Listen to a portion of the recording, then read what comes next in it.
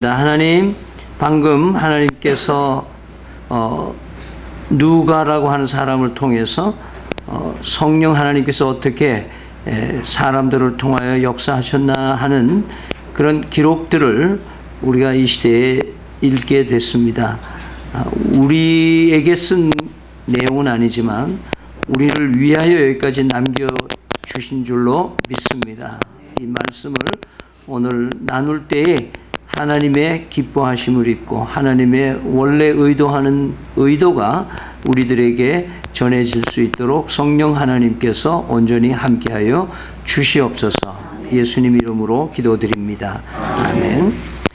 우리가 연속해서 사도행전을 강해해 오면서 오늘 이 12계절 안에는 두 가지 이야기를 얘기하고 있습니다. 하나는 바울 사도가 선교 일정에 있으면서 여러 사람 이름이 나오는데 그 여러 사람들과 함께 동역했다 하는 것을 우리가 눈여겨보게 되고요. 또 하나는 이 바울 사도가 이제 이 안디옥으로 본국으로 돌아가고자 원하는 그런 스케줄에 따라서 그 마지막 강론을 하게 되는데 거기서 너무 길게 설교를 하기 때문에 3층에 걸터 앉아있던 젊은 친구가 떨어져서 죽는 사건이 나옵니다. 그래서 죽었던 사람이 이제 살아나는 그런 두 가지 이야기가 하나로 엮으면서 얘기를 나누겠습니다. 먼저 앞부분에 바울 사도의 사역이 보니까 그동안에는 누가 두 사람이 같이 동행하기도 하고 또 어떨 때는 혼자 있기도 하고 또 어떨 때는 오늘 본문처럼 여러 사람이 같이 모여서 같이 협력하기도 하고 하는 그런 모습을 우리가 보게 됩니다. 이 모습은 예수님의 모습과도 흡사합니다. 예수님께서도 3년 동안 지상 사역을 할 때에 제자들과 함께 여러 무리들과 함께 동역을 했던 기록도 있지만은 또 철저하게 혼자 외롭게 남겨지고 고독한 시간들을 가졌던 모습들을 보게 되는 것이죠. 이를 통해서 우리가 오늘 하나님이 우리에게 뭘 말씀하시는 걸까? 그것은 바로 오늘날 우리 교회라고 하는 교회가 그 역동성을 가지기 위해서는 모이는 것도 중요하지만 흩어지는 것도 중요하다고 얘기를 하는 겁니다. 두세 사람이 모여서 열심히 기도하고 같이 있을 때 신앙생활 잘 하는 거 중요하지만은 혼자 있을 때에도 그 이상으로 신앙생활을 잘 해야 된다고 하는 것을 우리에게 말씀하는 것이죠. 그래서 이 역동성이라고 하는 것은 힘이 움직이는 것이다. 마치 우리가 숨을 쉬는 생명을 가지고 있는 사람을 얘기를 할 때 우리는 숨을 쉰다 그러는데 숨은 사실은 들숨, 날숨 그러죠. 들어 마시는 숨과 내쉬는 숨이 연속해서 일어날 때 우리에게는 뭐예요? 생명이 있다라고 얘기를 하는 거죠. 바다를 잘 관찰을 하면은 바다의 생명력은 어디서 나오느냐 할 때 그 썰물과 민물을 보면은 물이 들어올 때와 나갈 때가 연속해서 생태계를 새롭게 하고 바다를 생명력이 넘치게 한다라고 그 이야기를 우리는 알고 있습니다. 동일하게 교회라고 하나님의 사역은 하나님의 일은 결코 혼자서 이루게 하지는 않으십니다. 반드시 동력자를 주시고 협력자를 주시고 같이 일하게 하시고 그리고 예배라고 말할 때에는 혼자서 드리는 예배도 있지만은 다 같이 무리가 한테 모여서 예배하는 것. 그래서 오늘 2시 반에 사직운동장에서 이제 부산 시내 교회들이 연합해서 부활 연합 예배를 드린다. 이런 것들은 우리가 이렇게 한번 모이는 것으로서 하나님께 예배하는 것 굉장히 중요합니다. 그런데 모이는 힘, 그래서 힘써 모여라. 이제 마지막 때가 되면은 그 모이는 것을 폐하는 어떤 사람들처럼 살지 말고 마지막 때가 될수록 우리 예수 믿는 사람들은 교회의 공동체의 결집력을 가지고 힘써 모이는 공동체가 돼야 된다라고 부탁도 하십니다. 그러나 다른 면으로 보면은 헤어져서 각자의 삶에서 어떻게 사느냐는 굉장히 중요합니다. 그렇기 때문에 우리는 한국 교회 그러면은 이렇게 모여서 크게 몇천 명이 모이고 몇만 명이 모이고 뭐 몇십만 명이 모이고 이걸 가지고 기독교 세를 얘기하고 뭐 굉장히 힘 있는 것처럼 보이지만 사실은 한 사람의 복음의 역사만큼 그 몇십만 명이 그렇게 위대하지 않습니다. 복음이 더 위대하지 사실은. 그런데 우리는 잘못 알고 많이 모이면 거기 힘이 센 줄 아는데 그게 아니고 하나님의 예수님의 고난과 죽음과 부활이라고 하는 그 복음 자체가 능력이 있고 힘이 있고 십자가에 힘이 있는 줄 믿으시길 바랍니다. 그렇기 때문에 철저히 우리는 개별적으로 흩어지는 훈련을 해야 돼요. 내가 혼자 집에 있을 때 혼자 안 믿는 그룹에 가서 내가 돈을 벌어야 되고 거기서 직장 생활을 해야 되는데 아무도 믿지 않는 그 커뮤니티에 가서 내가 거기 가서 살려면 내 신앙 내가 지켜야 되는 것이죠. 거기서 뭐 유별나게 내가 예수 믿는다고 막 포티 내면서 사는 사람도 있지만 또 그런 표는 내진 않지만 그러나 그 사람의 근무 태도와 그 사람의 모든 정직한 생활과 그의 언행을 보면은 사람들이 이 사람은 뭐가 다르다라고 하는 그 표시가 되는 것이 삶을 통해서 묻어나는 삶이죠. 따라서 개인으로 혼자서 독대해서 하나님과 나하고 독립적으로 신앙생활을 할 수 없는 사람은 아무리 10만 명이 모여서 뜨거운 열정을 가지고 찬송을 기도해도 그 사람의 신앙은 신앙이라고 말할 수 없어요.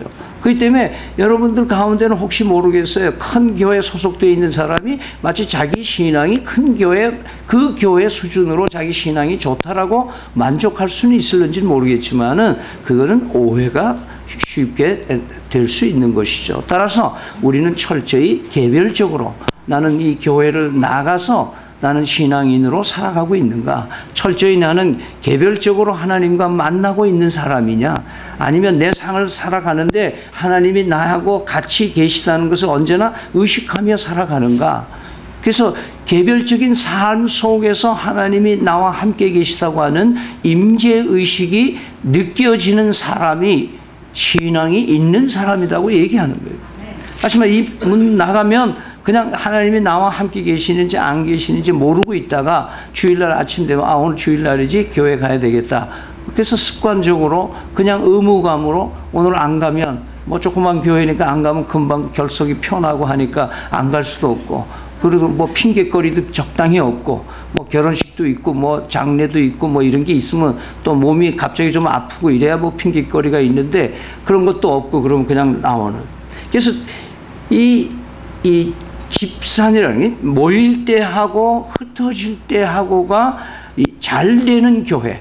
그래서 개별적인 신앙생활도 가정에서나 직장에서나 정말 하나님의 말씀과 기도를 가지고 열심히 살아가는 그 신앙 양심으로 정직한 돈 거래하고 그리고 남 거짓말하지 않고 남 모함하지 않고 남에 대해서 나쁜 말 하지 아니하고 그렇게 정말 하나님이 기뻐하심을 입는 삶을 개별적으로도 할 수 있는 사람, 또 모였을 때도 남과 뒤지지 않게 같이 협력하는 일에 남을 나보다 낫게 여기고 같이 기도하고 힘쓰는 그런 삶의 역동성이 우리에게 있어야 된다고 하는 것이 오늘 본문 앞부분에 우리에게 주시는 말씀인 것이죠.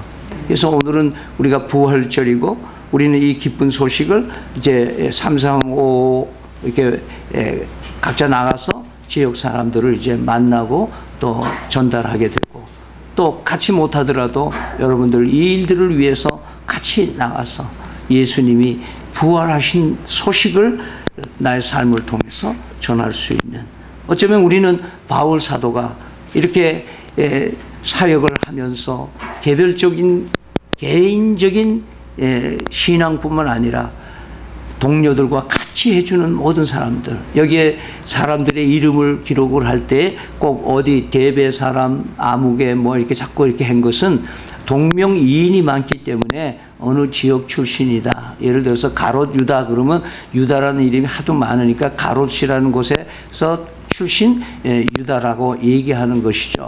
그래서 예수님을 나사렛 예수, 그럼 나사렛 출신 예수다 이렇게 얘기하는 것과 같이 이 성경의 인물들을 할 때 지역을 넣는 건 거기에 있고, 유일하게 디모데만 어느 출신인지를 얘기를 안 하는데 그것은 바울 사도와 고향이 같은 또 너무나도 잘 알려진 젊은 친구이기 때문에 얘기를 안 하는 것이죠.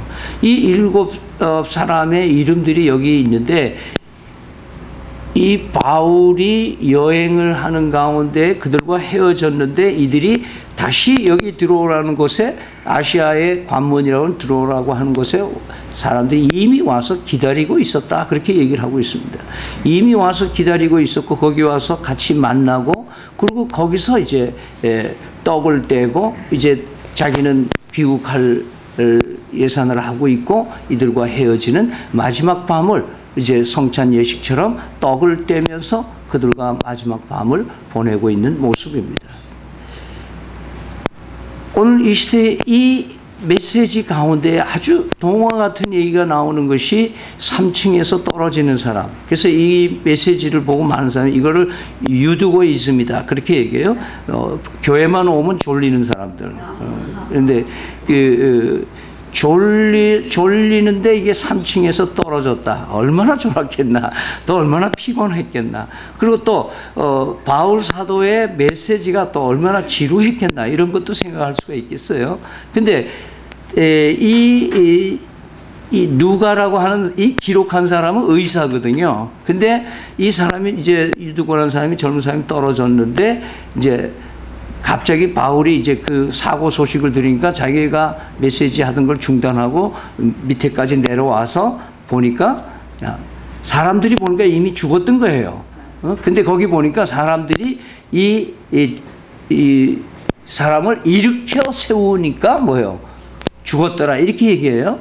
의사의 기록은 뭐냐 하면은 이 사람이 인사불성되더니 잠시 기절한 상태가 아니라는 걸 얘기해주는 간단한 얘기가 뭐냐면 일으켜 세웠더니까 이미 죽었더라.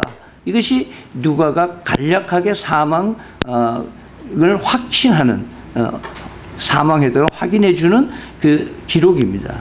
그런데 바울이 이 사람에게 이렇게 누워있는 사람에 가서 이렇게 안고 한 말이 참 이상한 말을 했어요. 생명이 있다 이렇게 얘기를 했어요. 그 사람은, 그 얘기는 이 유두고라고 하는 사람이 살아있다 이 말이 아니고, 이 유두고 안에는 부활 생명이 있다라고 하는 의미로 얘기를 한 거죠. 그래서 그러고 나서 뭐예요? 바울은 분명히 이 젊은 친구는 다시 살게 해 주실 거다라고는 확신을 가지니까 어떻게 했어요? 그냥 다시 올라가서 자기 마지막 고별 메시지 하던 거를 계속 한 거예요. 아침까지. 그래서 아침 그 메시지가 끝나니까 사람들이 우르르 와서 보니까 그 청년이 살아서 움직이는 걸 보고 그 사람을 데리고 마을로, 자기 집으로 갔는데, 그 과정에서 12절 말씀에 뭐라고 그러면 적지 않게 위로를 받았더라 그렇게 얘기한 거예요. 거기 모였던 사람들이 7명의 그 동료들이 그 동네에 사람들을 얼마나 많이 모았는지는 모르겠지만은 이미 다 집회 준비가 돼 있었고 면밀하게 다 돼 있어서 아마 그게 이 창문이 우리나라식 창문이 아닌 걸로 알고 있습니다. 그냥 난간으로 돼 있었지 어떤지 몰라도 사람들이 워낙 많으니까 이렇게 걸터 앉았을 것인데, 그 바울 사도가 그렇게 생명이 있다, 이 부활 생명이 이 청년에게 있다라고 얘기하고 나서 다시 올라가서 강연을 다 마치고 아침에 그 살아난 청년들과 그 참석했던 사람들이 서로 대화하면서 크게 위로를 받았다라고 성서는 우리에게 말해주고 있는 것입니다. 그러면서 우리가 바울 사도의 이상한 행동에 대해서 보게 되죠. 예수님은 죽은 사람을 살리실 때는 말씀으로만 살렸습니다. 그런데 이 구약 성경에 보면 엘리야와 엘리사가 오늘 바울 사도가 한 것 비슷하게 죽은 자를 살릴 때 끌어안고 그 위에 자기 몸을 갖다 대고 하는 기록이 남아 있습니다. 아마도 바울은 자기의 인간의 한계를 느꼈었을 겁니다. 그냥 일어나 걸어라 이렇게 할 수가 없었는지 그는 그 엘리야와 엘리사가 했던 그 기억을 되살려서 그에게 끌어안고 이 청년에게는 부활 생명이 이에게 있다. 그렇게 표현한 것으로 보여집니다.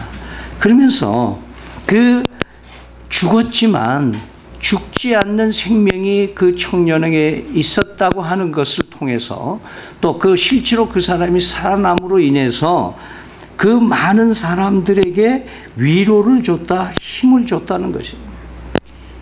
자, 그럼 어떤 의미에서 이렇게 짤막한 이야기 숨겨 있는 내용은 뭘까? 여러분, 바울 사도가 이렇게 침을 튀기면서 밤새도록 설교한 내용이 뭐였을까요? 우리가 앞에서 쭉 이 바울 사도가 설교하는 내용들을 쭉 봤을 때 바울의 주 메시지는 뭐예요? 유대인들에게 뭐예요? 너희가 죽인 그 예수가 다시 살아나셨다. 그 바울이 성경 말씀을 구약 성경을 인용하면서 계속해서 얘기한 것은 바로 우리 죄를 나를 위해서 죄를 대신 담당해 주시고 고난 받으시고 피 흘려 죽으신 그 예수님이 3일 만에 다시 살아나셔서 우리가 다시 사는 부활 생명을 우리에게 심겨주시고 영원에 잇대어지는 삶을 마련해 주시고 나로 말미암지 않고는 아버지께 이룰 수 없는 위대한 생명의 길을 터놓으신 예수님에 대해서 계속해서 말씀을 했을 거예요. 그러면서 우리도 예수님처럼 예수 믿으면 그가 부활의 첫 열매가 되어서 부활하신 것, 첫 열매로서 처음 부활하셨는데 우리 예수 믿는 사람들도 그와 같이 이제 산 사람은 산 채로 들림을 받고 죽은 사람은 죽은 채로 죽은 가운데서 부활해서 하나님을 만날 그런 때가 반드시 올 것이다. 그래서 육신의 부활과 영의 부활과 하나님과의 다시 새로운 역사가 일어나는 주님의 다시 오시는 저리로서 산 자와 죽은 자를 심판하러 다시 오시는 재림의 약속까지 계속해서 연결해서 말씀을 했을 겁니다. 그러니까 이 지도자가 이제 본국으로 가게 되면은 이 도시에는 공백 현상이 일어나고 그동안 목자 없는 양간처럼 흩어질 가능성도 있는데 또 계속해서 로마의 압제와 또 그 많은 유대인들이 배척하는 그 부활을 부정하는 많은 유대인들의 항의가 계속 있을 것을 예상할 때 이들의 마음은 상당히 좁아져 있고 약해져 있고 두려워하고 있는 상황이었을 것입니다. 그때 바로 부활의 예수님에 대해서 메시지를 들은 이 사람들이 마치 뭐예요?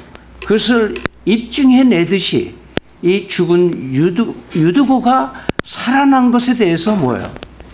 야, 이렇게 죽지만 다시 사는 은혜가 우리에게 있구나. 그거를 딱 감지하고 나니까 뭐예요?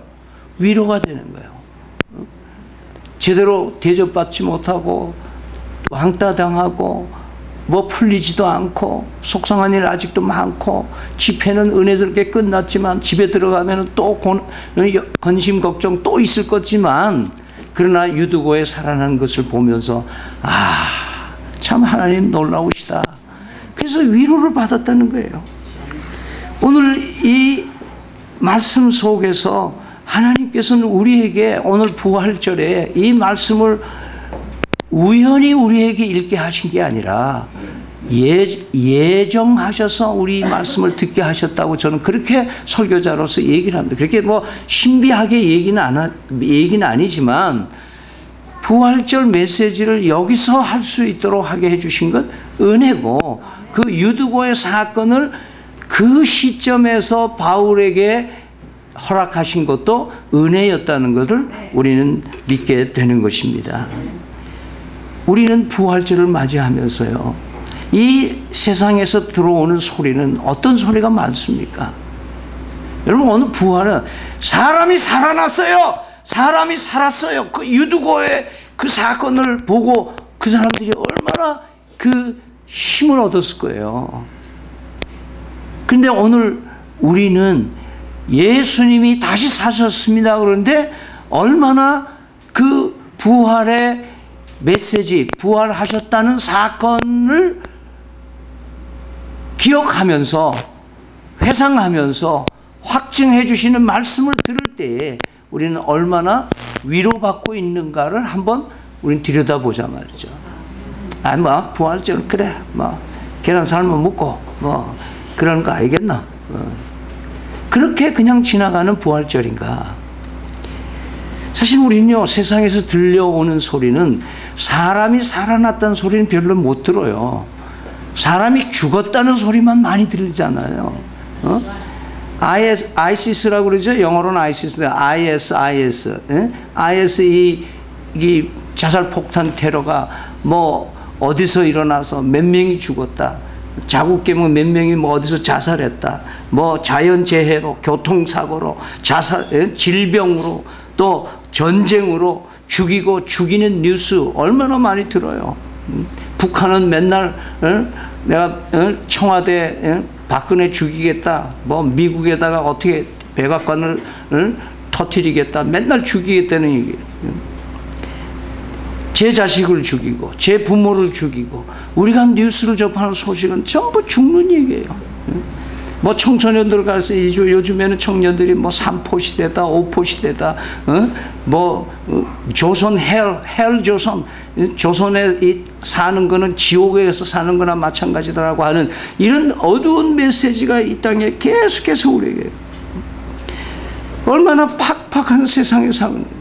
그러면 우리 이 땅에 어떤 소망이 있느냐 이거예요. 소망이 되는 소리는 없잖아요. 무엇으로 또 위로를 받고 삽니까? 여러분, 뭐가 위로가 되냐? 돈의 통장이 좀 쌓이면은 뭐 내가 투자한 게 좀 불어나면 위로가 돼요? 위로 되겠죠. 돈은 전 뭐 많이 있어 보지 못했으니까 위로가 되는지 안 되는지 모르겠지만은, 여하튼 지갑에 돈이 좀 들어있으면 그래도 좀 괜찮더라고요, 보니까. 돈으로 위로 삼.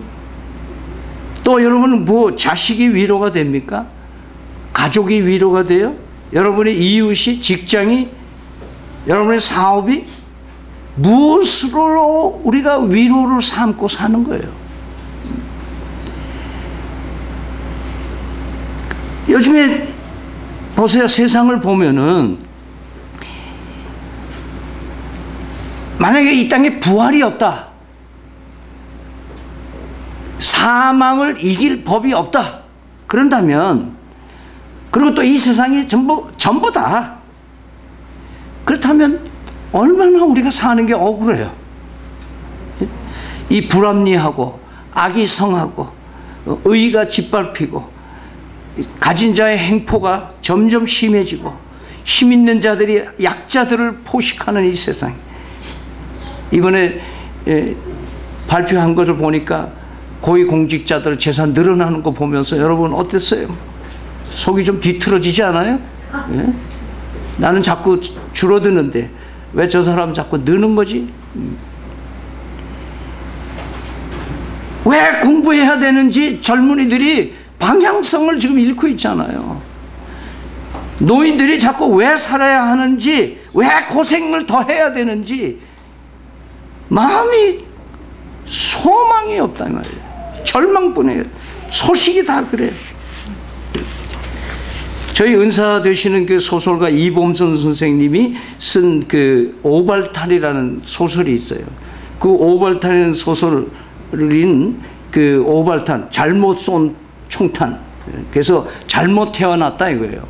그래서 피난민 시절에 너무너무 그 고향을 그리워하는 어머니를 모시고 있는 한 젊은이에 대한 얘기를 하고 있는데요. 여기 주인공이요, 퇴근길에 그 한 잔을 걸치고 동대문 버스 정거장에 있는 거예요. 그러면서 이 세상 돌아가는 거를 정말 절망적인 마음을 가지고 있는데 갑자기 모기신 안내양 소리가 나는데 차라리 죽는 게 나요, 차라리 죽는 게 나요, 차라리 죽는 게 나요 그러는 거예요. 그래서 정신이 맞아. 이 땅의 삶을 뭐야, 차라리 죽는 게 낫지. 이렇게 고생하고 이렇게 해도 희망이 없는데 차라리 죽는. 그래서 우여곡절 집에 와서 그 다음날 퇴근 시간에 보니까 잘 들어보면 그게 아니고 청량리 중랑교 가요. 청량리 중랑교 가요라고 차장은 외쳤는데 자기 귀에는 차라리 죽는 게 나요. 여러분, 이게 오늘 현실 사회예요. 희망이 없어요. 소망이 없어요.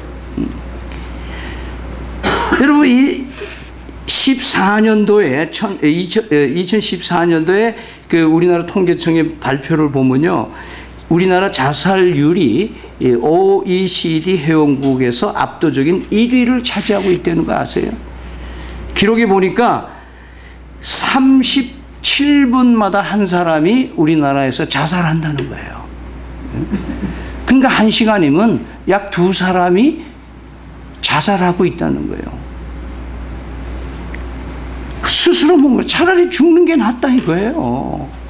이게 지금 이 세상이, 이 마귀 권세가, 악한 영들이 이 땅의 많은 젊은이들에게, 많은 사람들에게 차라리 죽는 게 낫다는 메시지를 주고 있는 거예요. 왜? 희망이 없으니까, 소망이 없으니까, 이 땅에 사는 것만이 끝이라고 생각하니까.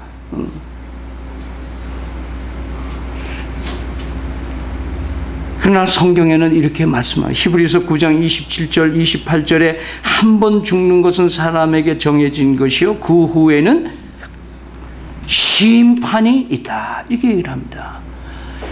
한 번 죽는 것 다 사람 정한 이치예요. 그런데 죽으면 끝나는 게 아니라 뭐가 있다고요? 심판이 있는 거예요. 심판이. 이와 같이 그리스도 많은 사람의 죄를 담당하시려고 단번에 들이신 바 되셨고 구원에 이르게 하기 위하여 죄와 상관없이 자기를 바라는 자들에게 두 번째 나타나시리라.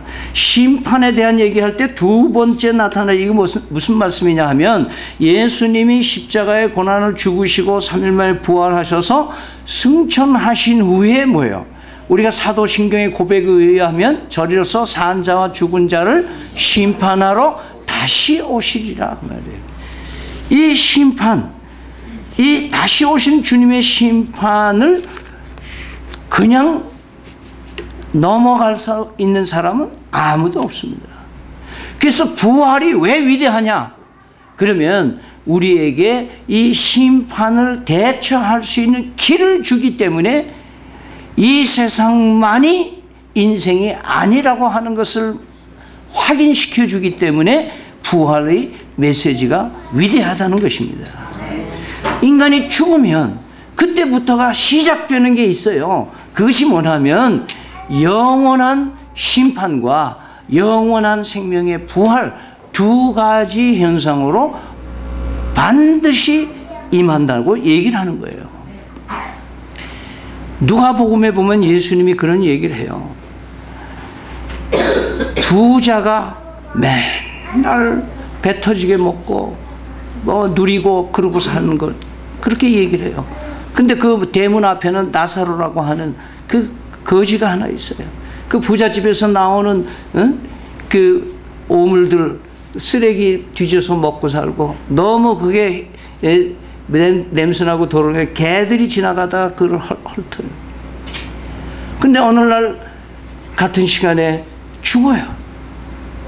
근데 나사로는 천사에 들려서 아브라함 품으로 가요. 그리고 부자는 음부에 그 끊임없는 지옥불을 있는 음부로 갔다. 그렇게 얘기를 해요. 그러면서요, 아브라함의 품에 있는 나사로는 한없는 하나님의 위로를 받아요. 그런데 이 부자는 음부에 내려가서 고통 말할 수 없는 거예요. 너무 목이 마른 거예요. 근데 더 미치는 거는 그 나사로가 바로 그 아브라함 품에 있는 게 눈에 보이는 거예요, 또. 그러니까 너무 너무니까 아브라함이요. 자, 좀 시켜가지고 내 입에다가 가착하니까 가 입에 물 한 방울만 내 입에 좀 떨가지고 있어. 그런데 놀라운 것은 목격은 되는데 뭐예요? 내통이 되질 않아요. 그러면서 이 부자가 아브라함에게 또 간청을 합니다. 왜냐면 자기는 이왕 이제 버린 몸이니까 여기 와서 이제 영원히 고통 속에서 살게 돼 있는데, 처자식들 생각해 보니까 이것도 끔찍한데 쟤네들이 오면 어떡하나 싶은 거예요. 그러니까 아브라함이요, 저 나사로 좀 보내가지고 우리 집 아들하고 마눌님한테 가서 제발 지옥 오지 말고 예수 믿고 천국 가라고 좀 얘기 좀 하게 해 주이소. 그러니까 그때 아브라함이 그래요. 지금 거기는 모세를 얘기를 해요. 그 말씀 전하는 사람들이 있으니까 그 사람들이 전해서 안 믿으면 그거 끝나는 거지. 죽은 사람이 살아나가지고 가서 네 말대로 누가 죽은 사람이 살아나가지고 가서 얘기한다고 믿을 게 아니다. 그래서 거절합니다. 예수님께서 이 얘기를 하시는 가운데 우리에게 주는 메시지는 뭐냐 하면, 반드시 사후의 세계는 있다라고 얘기하는 거예요. 죽음이 끝나는 게 아니라 죽음이 시작인 거예요. 그런데 어디서 영원히 지내느냐가 틀려진다는 거예요. 그래서 부활의 메시지가 이 땅에 필요한 거예요. 제발 우리 배에서 너 살 수 있어? 살아야 돼. 살 가치가 있어. 희망이 있는 거야. 예수님이 내 죄를 담당했어. 예수님 때문에 우리는 영원히 살 수 있어. 이 땅이 마지막이 아니야. 여러분, 죽음의 소식을 눌러질 수 있는 부활의 메시지가 가득 차길 바랍니다. 살 수 있다. 살아야 돼.